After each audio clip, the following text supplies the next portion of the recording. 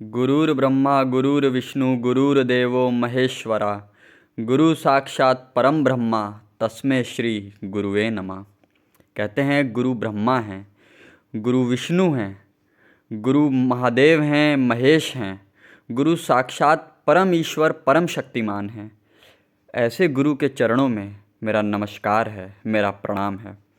नमस्कार, जय श्री राम। स्वागत है आप सबका आपके अपने चैनल में सौरभ्स एस्ट्रो सॉल्यूशन।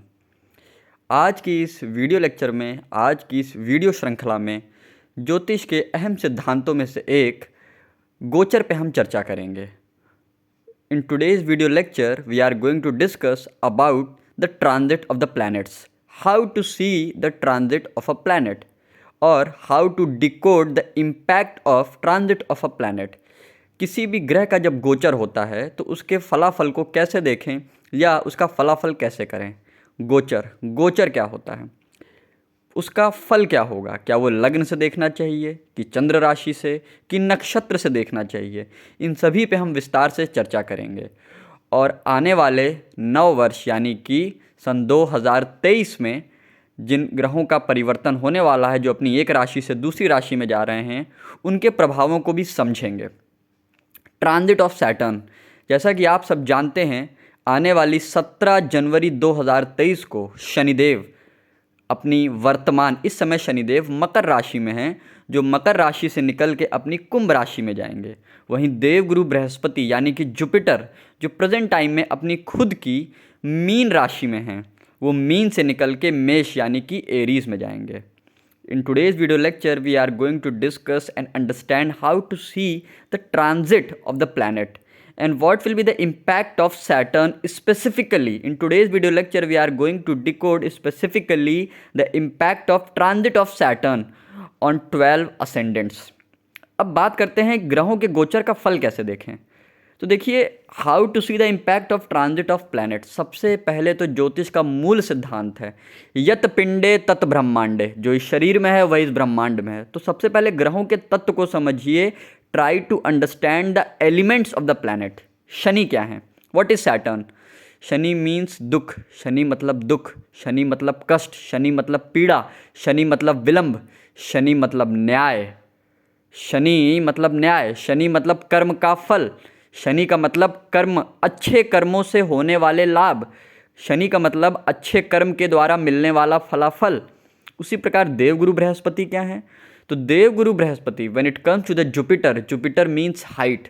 जुपिटर मतलब होता है ऊंचाई, बुलंदी, तरक्की, शुभता। ज्योतिष शास्त्र में देवगुरु बृहस्पति की दृष्टि को अमृत कहा गया है। जिस प्रकार घने अंधकार जंगल में एक दीपक की लौ आपको रास्ता दिखाती, उसी प्रकार देवगुरु बृहस्पति को one of the most benefic planet in वैदिक एस्ट्रोलॉजी कहा गया है।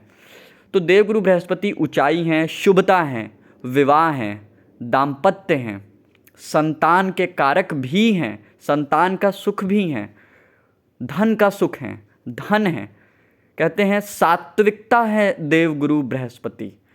अच्छा, अब सवाल उठता है कि मुख्य रूप से हम यहाँ शनि और देवगुरु बृहस्पति की ही बात क्यों कर रहे हैं। Why we are discussing prominently the Saturn and Jupiter only.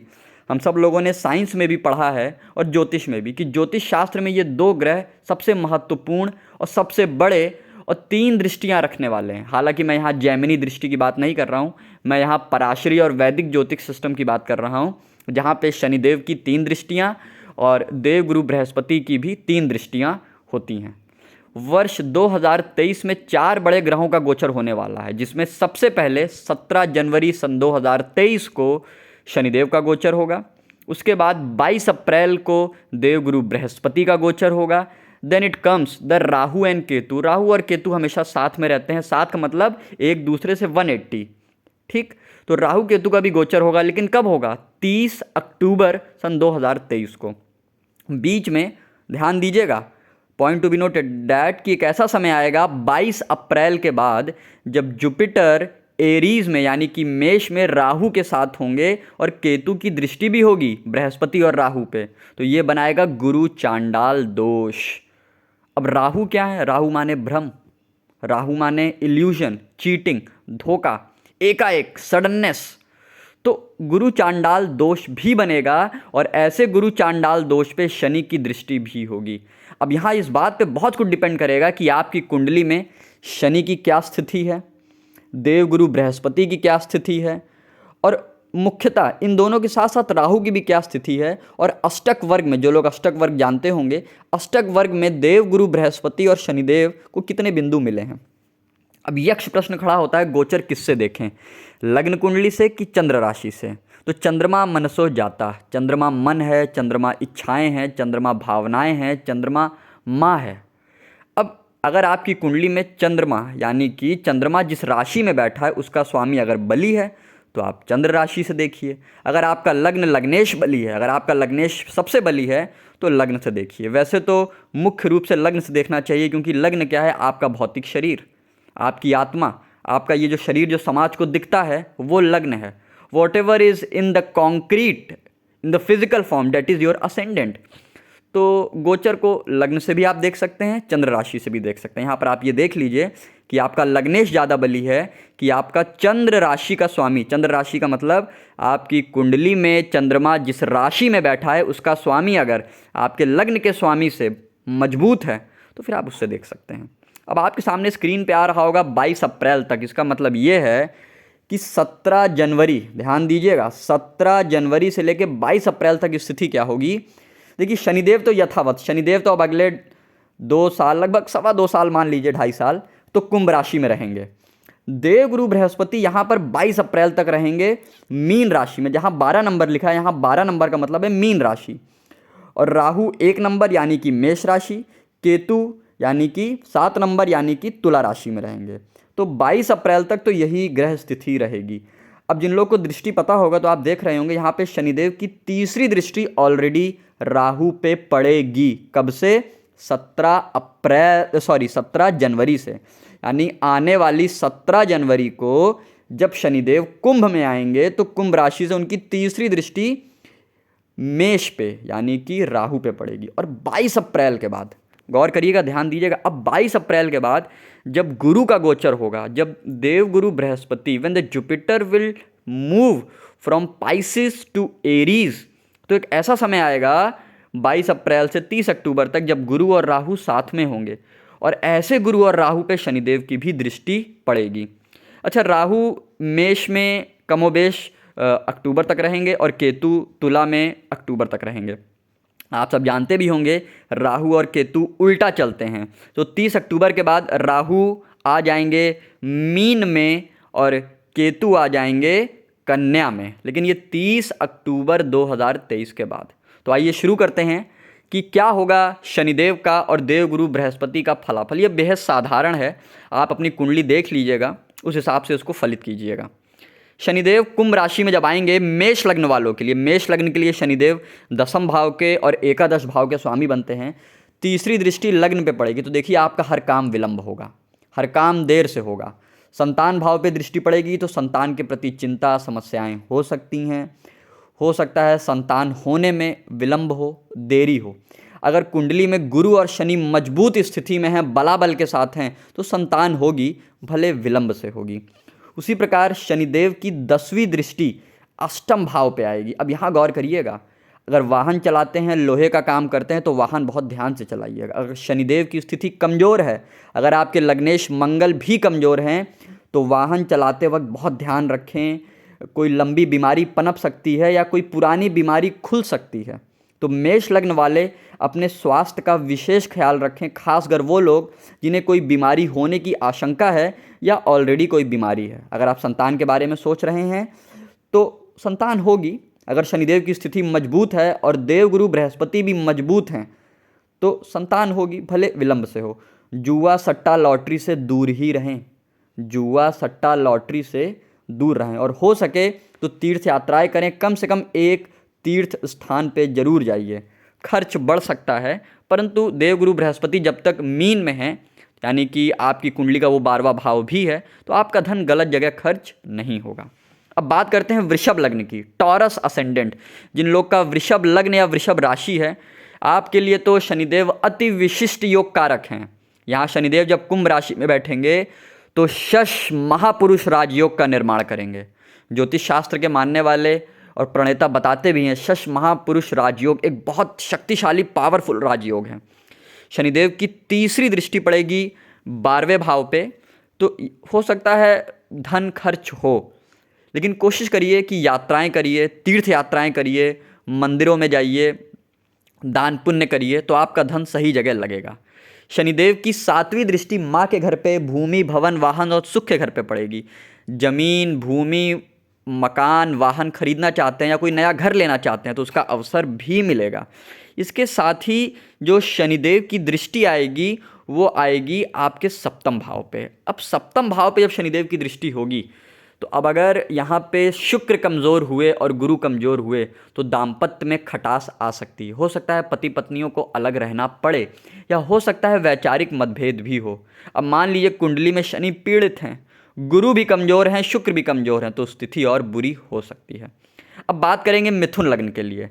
मिथुन लग्न के लिए अगर आपके लिए हम बात करें तो यहाँ पे शनिदेव का गोचर भाग्य भाव में होगा। कहना ही क्या, शनिदेव अपनी मूल त्रिकोण राशि में जब भाग्य भाव में बैठेंगे तो और आय भाव को देखेंगे। हालांकि आय भाव को देखेंगे तो शुरुआत में आय में दिक्कत होगी, पर यहाँ गौर करिए कि देवगुरु बृहस्पति 10वें भाव में बैठ के हंस महापुरुष राजयोग का निर्माण भी करेंगे। तो 22 अप्रैल तक तो देवगुरु बृहस्पति यहाँ पर हैं, तो कमोबेश पैसा आएगा। शनिदेव की तीसरी दृष्टि आय भाव पे यानी कि लाभ भाव पे पड़ेगी। धन में शुरू में दिक्कत होगी परंतु बाद में स्थिति सही रहेगी। इसके बाद शनिदेव की दृष्टि आपके छोटे भाई बहनों पे पड़ेगी यानी कि तीसरे भाव पे। छोटे भाई बहनों से थोड़ा मन मुटाव हो सकता है बीच बीच में आप सुस्त हो जाएं, समय पे ना पहुँचें, पर उनसे इससे कोई दिक्कत की बात नहीं है। पराक्रम आप करेंगे, ज़रूरत पड़ने पे आप मेहनत भी करेंगे, और कई बार हो सकता है कि आप मेहनत ज़्यादा करें, फल उतना ना मिले। शनिदेव की दृष्टि यहाँ पे रोग ऋण रिपु वाले भाव पे यानी 6ठे भाव पे भी पड़ेगी, तो कर्ज बढ़ सकता है। ये हो सकता है कि मिथुन लग्न वालों को कोई लंबे समय का कर्ज मिले, तो कर्ज सोच समझ के लीजिएगा। कोई लंबे समय की बीमारी यहाँ से शुरू हो सकती है। देखिए 6ठा भाव रोग ऋण रिपु का है, शनिदेव की दृष्टि यहाँ पड़ेगी। यहाँ मंगल की राशि है, अगर कुंडली में मंगल कमज़ोर हुए और लग्नेश बुध भी कमज़ोर हुए तो कोई लंबे समय का नया रोग शनिदेव दे सकते हैं। घुटनों का और पैरों का विशेष ख्याल रखें। जो बच्चे प्रतियोगी परीक्षाओं की तैयारी कर रहे हैं तो कंपटीशन में जी जान से लग जाइए, आने वाले 2.5 साल में आप प्रतियोगी परीक्षा निकाल सकते हैं। कर्क लग्न की बात करें तो कर्क लग्न के लिए शनिदेव का गोचर 8वें भाव में होगा। देखिए 8वें भाव में शनि को कारक माना जाता है, परंतु कर्क लग्न वालों के लिए शनिदेव कोई विशेष कारक नहीं होते, 7वें और 8वें के मालिक होते हैं। शनिदेव की तीसरी दृष्टि पड़ेगी आपके कर्म भाव पे, तो नौकरी व्यवसाय में शुरू में दिक्कत होगी, लेकिन ये बात गौर करने वाली है कि देवगुरु बृहस्पति आपके भाग्य भाव में हैं और इसके बाद यहाँ से निकल के वो आपके कर्म भाव में आएंगे, तो देवगुरु बृहस्पति संभालेंगे। अगर आपकी कुंडली में गुरु मजबूत हैं तो गुरु स्थिति को बिगड़ने नहीं देंगे, और कमोबेश अगर शनि भी मजबूत हैं तो फिर निश्चिंत रहिए, समस्याएं होंगी, संघर्ष ज़्यादा होगा, कोई रोग भी हो सकता है, परंतु उससे शनिदेव आपको मुक्ति भी कराएंगे। जो लोग विवाह के इच्छुक हैं तो विवाह का योग भी बनेगा, विवाह का संयोग भी बनेगा। अचानक से फ़ायदा हो सकता है, और अगर शनि कमज़ोर हैं तो अचानक से नुकसान भी हो सकता है। शनिदेव की दृष्टि द्वितीय भाव पे आपके कुटुंब भाव पे पड़ेगी। परिवार में मतभेद कलह हो सकता है, परिवार से दूर रहना पड़ सकता है। यहाँ पे शनिदेव की दृष्टि आपके पंचम भाव पे पड़ेगी, तो हो सकता है पढ़ाई में थोड़ा व्यवधान हो, पढ़ाई में थोड़ी दिक्कत हो, परंतु उससे कोई घबराने की बात नहीं है। अंततः शनिदेव जाते जाते 2.5 साल के उपरांत आपको कुछ न कुछ दे के ही जाएंगे और बहुत कुछ चीज़ें सिखाएंगे। कर्क लग्न के लिए शनिदेव कारक तो नहीं होते, ऐसे में सलाह दी जाती है हनुमान जी की शरण में रहिए। देखिए शनिदेव से अगर आपको उनके बच के रहना है तो कर्म अच्छे रखिए और हनुमान जी की शरणागति में रहिए, हनुमान जी की शरण में रहिए। अच्छा, यहाँ पर एक बात और ध्यान रखिएगा, अपने राज अपने सीक्रेट्स किसी को मत बताइएगा। सिंह लग्न की बात करें तो देखिए सिंह लग्न के लिए भी शनिदेव कोई कारक नहीं होते हैं, क्योंकि सिंह लग्न के स्वामी सूर्य बनते हैं और सूर्य और शनि परम शत्रु हैं। देखा जाए तो सिंह लग्न वालों के लिए शनिदेव रोग ऋण रिपु यानी 6ठे भाव और 7वें भाव दोनों के स्वामी हैं। 6ठे भाव का स्वामी 7वें भाव में आ गया, हालांकि 7वें भाव में खुद की राशि में केंद्र में बैठे हैं तो शश महापुरुष राजयोग तो बनता है, लेकिन 7वें भाव में शनि को अच्छा नहीं माना जाता है, क्योंकि शनि माने विरक्ति, शनि माने त्याग। अब ऐसे में 7वें भाव में बैठ गए तो जिन लोग का विवाह अभी अभी हुआ है या विवाह संपन्न हुआ है तो इस वैवाहिक जीवन में दिक्कतें आ सकती हैं। और अगर कुंडली में शनि और गुरु दोनों कमज़ोर हुए तो ये हो सकता है कि दाम्पत्य में कलेश हो, पति पत्नियों को एक दूसरे से अलग रहना पड़े, या वैचारिक मतभेद हो सकता है, या हो सकता है आपके बीच में आपसी संबंध बनने में दिक्कत हो। लग्न पे दृष्टि पड़ेगी तो हर काम विलंब से होगा। हालांकि भाग्य भाव पे दृष्टि पड़ेगी, शुरू में भाग्य थोड़ा कमज़ोर लगेगा आपको, लेकिन जैसे जैसे 2023 बीतेगा और देवगुरु बृहस्पति भाग्य भाव में आएंगे तो आपको भाग्य का साथ मिलेगा। अच्छा, एक बात और, यहाँ पे माता के स्वास्थ्य का विशेष ख्याल रखिए, क्योंकि सप्तम दृष्टि पड़ेगी आपके लग्न पे, अष्टम नवम दसम, दसम दृष्टि आपके माता के भाव पर आएगी, तो माता के स्वास्थ्य का विशेष ख्याल रखिए। और अपने पार्टनर का, यानी पति हैं तो अपनी पत्नी का, पत्नी है तो अपने पति के स्वास्थ्य का भी विशेष ख्याल रखिए। हालांकि जब देवगुरु बृहस्पति 22 अप्रैल के बाद भाग्य भाव में आएंगे, यानी कि मेष राशि में आएंगे, तो कमोबेश आपको राहत मिलेगी। कन्या लग्न के लिए अगर हम बात करें तो कन्या लग्न के लिए शनिदेव पंचम भाव और छठे भाव के स्वामी होते हैं। तो रोग ऋण रिपु देखा जाए तो छठे भाव में शनिदेव का गोचर है, कोई बहुत अच्छी बात तो नहीं है, परंतु हाँ, अगर कुंडली में आपके लग्नेश बुध मजबूत हैं और शनि भी मजबूत स्थिति में है तो निश्चिंत रहिए, रोग ऋण रिपु से आपको बचाएंगे, चली आ रही बीमारियों से मुक्ति देंगे, या अगर आप किसी प्रकार के कर्ज से देखिए परेशान हैं तो कर्ज खत्म होगा। ये हो सकता है कि कोई पुराना कर्ज खत्म हो जाए और नया कर्ज शुरू हो जाए, तो कर्ज लेते वक्त भी और देते वक्त भी बहुत सावधानी बरतिए। हो सके तो कर्ज लीजिए लेकिन दीजिए मत। अच्छा, देवगुरु बृहस्पति यहाँ सप्तम भाव में बैठे हैं, तो कमोबेश देखिए सप्तम भाव में देवगुरु का भी जो गोचर है कोई बहुत अच्छा नहीं माना जाता है, तो दाम्पत्य को थोड़ा संभाल के रखिएगा। अपने निजी अंगों का और पेट के निचले हिस्सों का ख्याल विशेष रूप से रखिएगा।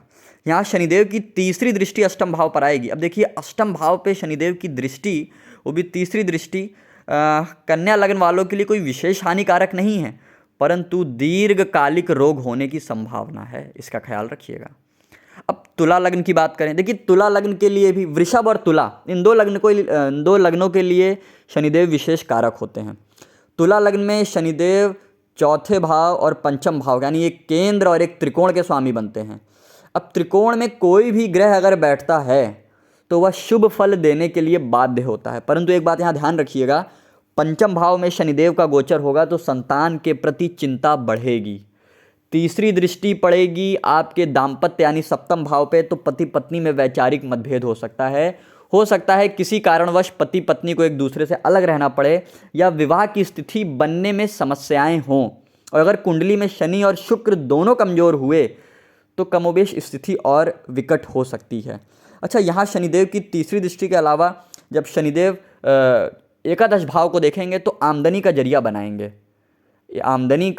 जरिया बनाएंगे, इसके साथ हो सकता है कि आपको अपने कुटुंब, अपने परिवार से दूर रहना पड़े, परंतु निश्चिंत रहिए, परिवार से दूर भी आप रहेंगे, धन धान्य आएगा। यहाँ पर आपको विशेष सावधानी बरतनी अपने दाम्पत्य जीवन में, और अगर आपकी संतान है तो संतान के प्रति विशेष सावधान रहिए, संतान का विशेष ख्याल रखिए।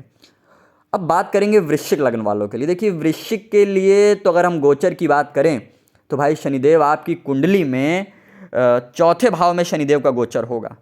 चौथे भाव में शनिदेव का गोचर, यहाँ से सप्तम दृष्टि सीधा पड़ेगी आपके दसम भाव पे, कर्म क्षेत्र पे, तो हो सकता है नौकरी पेशा, अगर शनिदेव मजबूत हैं और देवगुरु बृहस्पति भी मजबूत हैं तो जो लोग नौकरी की उम्मीद लगाए बैठे हैं नौकरी मिलेगी, प्रमोशन चाह रहे हैं प्रमोशन होगा, परंतु स्थान परिवर्तन भी होगा।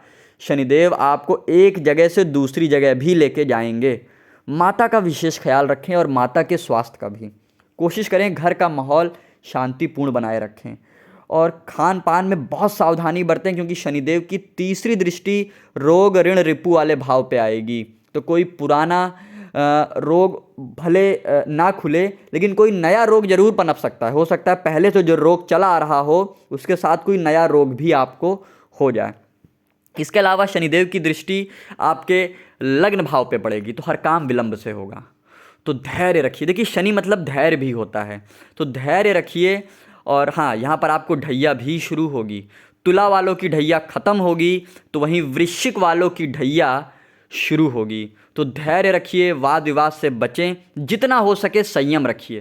देखिए शनि का मतलब होता है धैर्य, शनि का मतलब होता है पराक्रम, शनि का मतलब होता है मेहनत करना। तो धैर्य बनाए रखिएगा और धैर्य का साथ मत छोड़िएगा और बड़े बुजुर्गों का विशेष आशीर्वाद लेते रहिएगा। बात करते हैं धनु यानी कि सैजिटेरियस की। देखिए धनु लग्न में अगर हम बात करें तो शनिदेव यहाँ पे द्वितीय भाव यानी कि कुटुंब और लाभ भाव, धन भाव, क्षमा कीजिएगा, यहाँ पे कुटुंब भाव और पराक्रम भाव यानी तृतीय भाव के स्वामी बनते हैं। देवगुरु बृहस्पति का गोचर यहाँ पे चौथे भाव में होगा जो हंस महापुरुष राजयोग का निर्माण करेगा। शनिदेव आपके लिए भी कोई विशेष कारक तो नहीं होते हैं, परंतु आपके लग्न के लग्नेश के साथ ये सम होते हैं।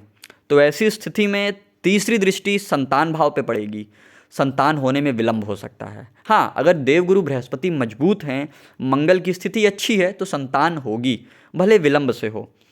और इसके साथ ही शनिदेव की दृष्टि भाग्य भाव पे पड़ेगी। अब देखिए भाग्य भाव में सूर्य की राशि है, सूर्य इनके नैसर्गिक शत्रु हैं, तो ऐसे में भाग्य का साथ थोड़ा कम मिलेगा।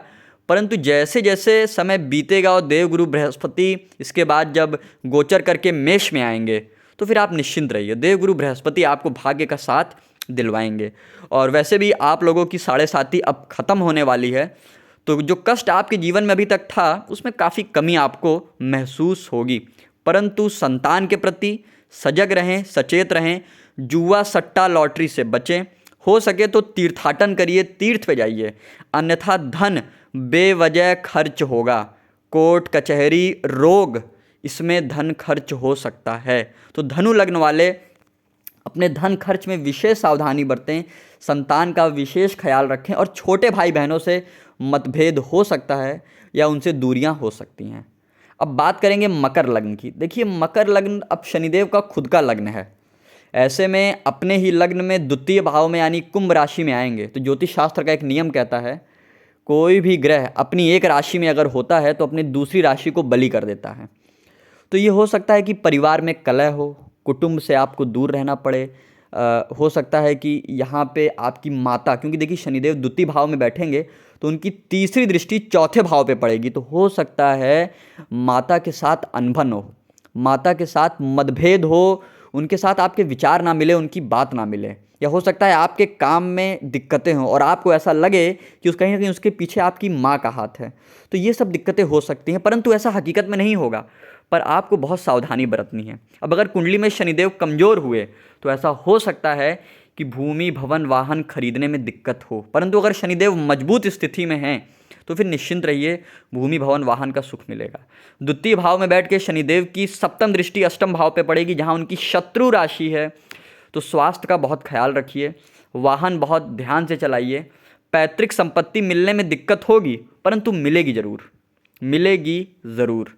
अब बात करते हैं स्वयं कुंभ लग्न की। अब देखिए कुंभ लग्न पे तो 7.5 का दूसरा चरण अब शुरू होगा, तो ऐसी स्थिति में आप 7.5 में हैं, शनिदेव लग्न में बैठेंगे तो एक बात तो निश्चिंत हो जाइए, हर काम विलंब से होगा। शनि मतलब देरी, अब लग्न में बैठ जाएं चाहे लग्न को देखें, हर काम विलंब से होगा। सप्तम भाव पे दृष्टि आएगी, सप्तम भाव में इनकी शत्रु राशि है। अब अगर कुंडली में सूर्य भी कमज़ोर हुए और गुरु भी कमज़ोर हुए तो दाम्पत्य में खटास, कलेश, पति पत्नी में मतभेद, पति पत्नी की आपस में दूरियां हो सकती हैं। शनिदेव की तीसरी दृष्टि पराक्रम भाव पे पड़ेगी, तो पराक्रम आपका शुरू में हो सकता है सुस्त रहे, परंतु आप पराक्रमी बनेंगे। जैसे जैसे समय आगे बीतेगा, देवगुरु बृहस्पति मेष में आएंगे तो आप पराक्रमी बनेंगे, आप पराक्रम ज़्यादा करेंगे। परंतु छोटे भाई बहनों से मतभेद, उनसे दूरियां, झगड़ा लड़ाई हो सकता है, वाद विवाद हो सकता है। शनिदेव की 10वीं दृष्टि कर्म भाव पे आएगी, नौकरी प्रमोशन की तैयारी कर रहे हैं या नौकरी बदलना चाहते हैं तो पूर्ण अवसर मिलेगा, इसका अवसर आपको मिलेगा। परंतु माता के साथ, छोटे भाई बहनों के साथ अपने संबंध बहुत मधुर बना के चलिए, जितना हो सके उतना धैर्य रखिए। बात करेंगे आखिरी लग्न की, मीन लग्न की। अब आपके लिए 7.5 प्रारंभ होगी। तो देखिए अब 7.5 शुरू हो रही है, शनिदेव का गोचर 12वें भाव में हो रहा है। हालांकि 12वें भाव में खुद की राशि में शनिदेव का गोचर हो रहा है, इसे कोई बहुत अच्छा नहीं कहेंगे। हाँ, अगर कुंडली में शनि मजबूत हैं, गुरु मजबूत हैं, तब कुछ स्थिति आपके लिए बेहतर है। अब यहाँ शनिदेव 12वें भाव में बैठ के तीसरी दृष्टि आपके कुटुंब भाव पे, आपके धन भाव पे देखेंगे, तो धन संचय में दिक्कत हो सकती है, परिवार में मतभेद हो सकता है, कलेश हो सकता है।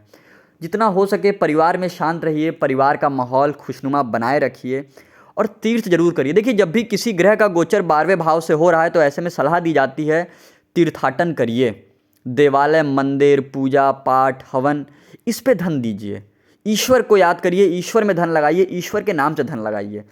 शनिदेव की दृष्टि यहाँ से आपके रोग, ऋण, रिपु भाव पे पड़ेगी तो देखिए समस्या होगी, कोई नया रोग पनप सकता है, कर्ज हो सकता है और ये भी हो सकता है कि लंबे समय के लिए कर्ज हो। तो ऐसे में आपको ये सलाह दी जाती है कि अगर आप भूमि, भवन लेना चाहते हैं तो उसके लिए कर्ज आपको मिल सकता है। अब सवाल उठता है गोचर का परिणाम हम कैसे नापें। तो देखिए, सबसे पहले तो आप ये देखिए कि जिस ग्रह का गोचर हो रहा है वो आपकी कुंडली में मजबूत है कि नहीं। अब मजबूत कैसे देखें, तो उसको षडबल में देखिए, षडबल में क्या वो मजबूत है कि नहीं, और अपने लग्नेश को भी देखिए। अगर लग्नेश का कोई संबंध गोचर करने वाले ग्रहों से यानी कि शनि और गुरु से नहीं बन रहा है या नक्षत्र में संबंध नहीं बन रहा है तो गोचर का प्रभाव कम हो जाता है। परंतु अगर शनि और गुरु का संबंध आपके लग्न या लग्नेश से बन रहा है तो गोचर का फल सर्वाधिक मिलता है। अब अगर ग्रह शुभ स्थिति में है, शनिदेव पे शुभ ग्रह की दृष्टि है, लग्नेश के साथ तात्कालिक मैत्री में है, तो ये हो सकता है कि यह गोचर आपको अच्छा परिणाम भी दे। अगर अष्टक वर्ग में शनि के अच्छे बिंदु हैं, देव गुरु बृहस्पति ने अच्छे बिंदु दिए हैं, तो कमोबेश आपको गोचर का अच्छा परिणाम भी मिल सकता है। देखिए, शनिदेव के गोचर में एक ही सलाह दी जाती है, जितना हो सके हनुमान जी की पूजा करिए, हनुमान जी को सिंदूर अर्पित करिए, बजरंग बाण का पाठ करिए। और वैसे भी जब देव गुरु बृहस्पति, देखिए बीच में एक समय ऐसा भी आएगा जब एक तरफ राहु होंगे और एक तरफ शनि होंगे, तो सावधानी बरतिए। जय श्री राम।